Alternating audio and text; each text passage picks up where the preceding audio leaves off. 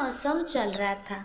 एक दिन बहुत ही जोर से ठंड पड़ने लगी। उसी जंगल में सुहानी नाम की एक चिड़िया रहती थी। सर्दियों को देख के सुहानी बोली, अरे बाप रे, इतना ठंड! इस ठंड पे मैं तो मर ही जाऊंगी।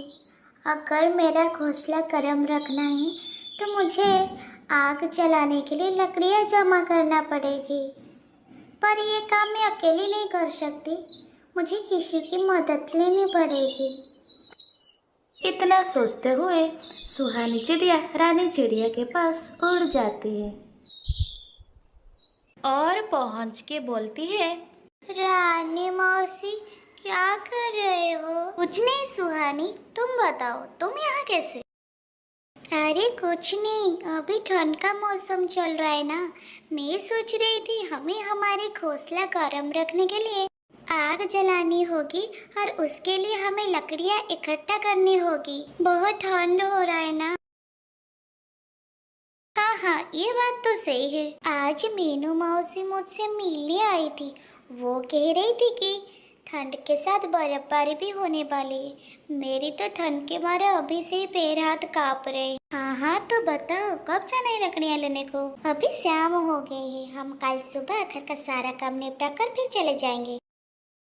ठीक है, कल सुबह चलेंगे।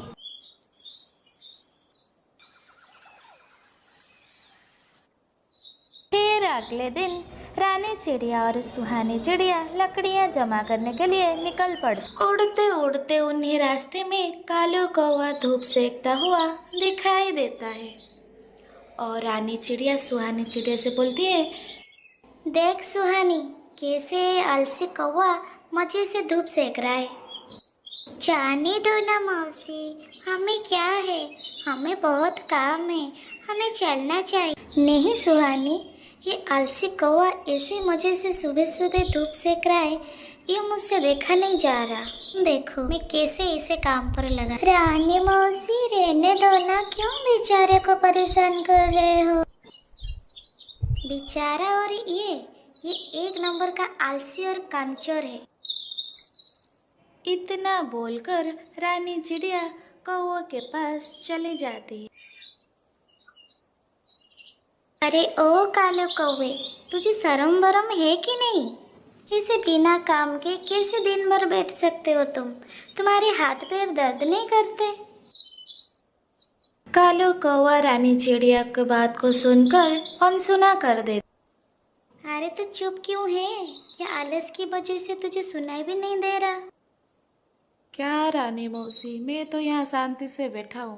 क्या आपको मेरी वजह से कोई तकलीफ हो रही है? तो मैं यहाँ से उठ के कहीं दूर चला जाता हूँ। अरे आलसी कौवे, मुझे मालूम है तू कितना कामचोर है, और वैसे भी तुझे आता क्या है? बस दिन भर सोता रहता है तू।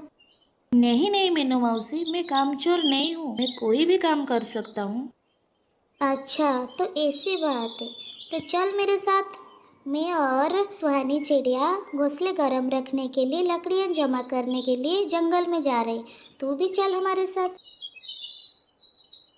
कालू एक भोला कौवा था। वो रानी मौसी की बातों में आ गया और चल पड़ा उनके साथ। हाँ हाँ चलो, मैं तैयार हूँ। देख ले तू, अभी तो बोल रहा है, बीच में काम छोड़कर कहीं भाग तो नहीं जाएगा। अगर तूने ऐसा किया तो मैं तुझे हमारे ग्रुप से निकाल दूँ। बैठे रहना रात भर ठंड में ठिठुराते हो। ये मौसी भी ना किसी को भी अपने बात में फंसा लेती है।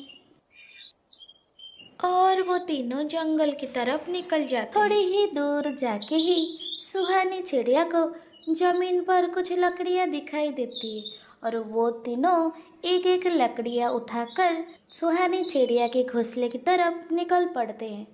तीनों सुहानी चिड़िया के घोंसले के पास आ जा। सुहानी, तुम्हारा घोंसला तो बहुत छोटा है। अगर तुम यहाँ लकड़ियाँ इकट्ठा करोगे तो घोंसले में रहने के लिए जगह ही नहीं है, और फिर हमें आग भी तो जलानी है। हम एक काम करते हैं, मेरा घोंसला बहुत बड़ा है, हम लकड़ियाँ मेरे घोंसले पे जमा कर देते हैं। रात में हम तीनों वहीं पर आग लगाएंगे और आराम से सो जाएंगे। ठीक है रानी मौसी। कालू भैया, चलिए हम रानी मौसी के घोंसले की तरफ चलते हैं। कालू सुहानी चिड़िया के हाँ में हाँ मिलाकर पीछे पीछे चल पड़ता है। तीनों मिलकर लकड़ियाँ मौसी के घोंसले में रख देते हैं। चलो, हमें और भी लकड़ियाँ लानी पड़ेगी। ये लकड़ियाँ तो हमें आग जलाने के लिए कम पड़ जाएगी।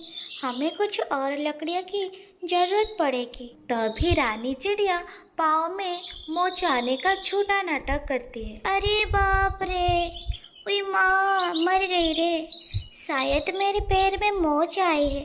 अब मैं लकड़ियाँ नहीं उठा पाऊंगी।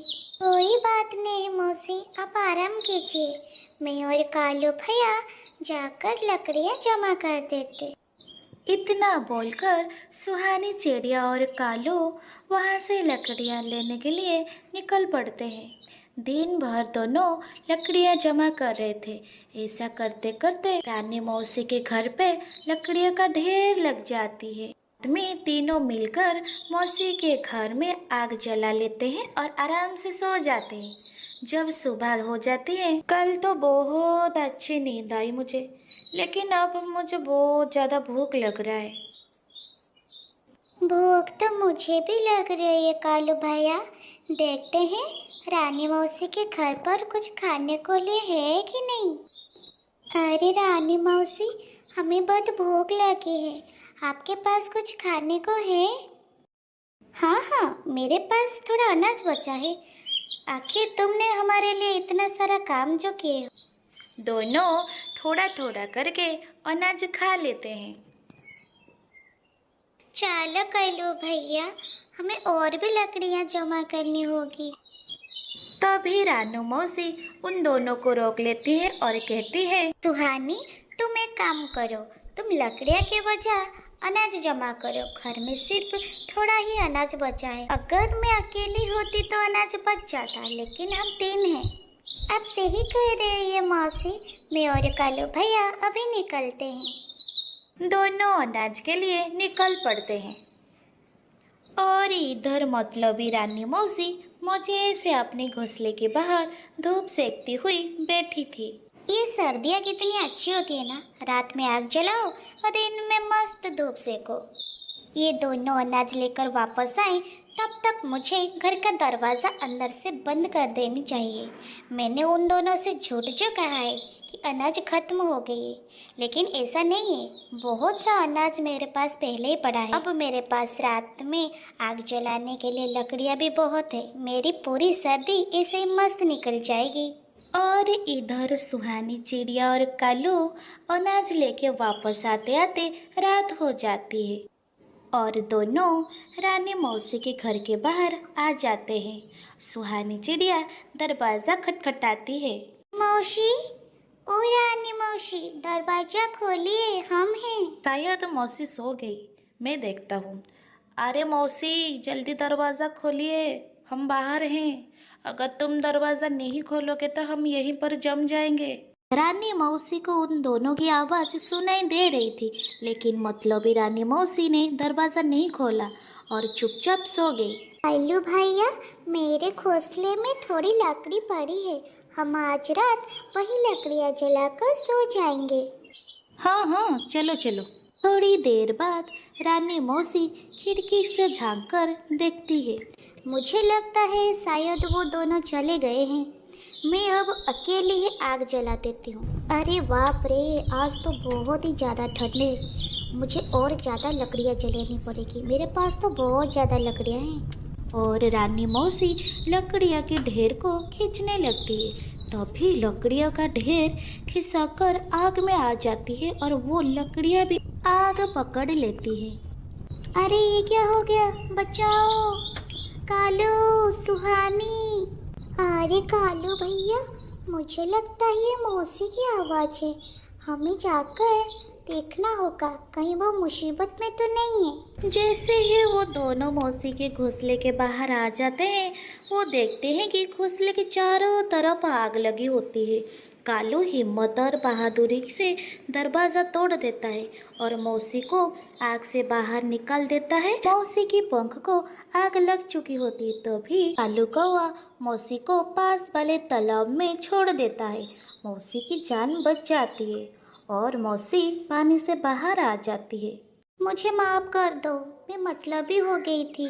पाँव में मोच आने का आप दोनों को झूठ बोली थी और सारा काम तुम दोनों से ही करवाया।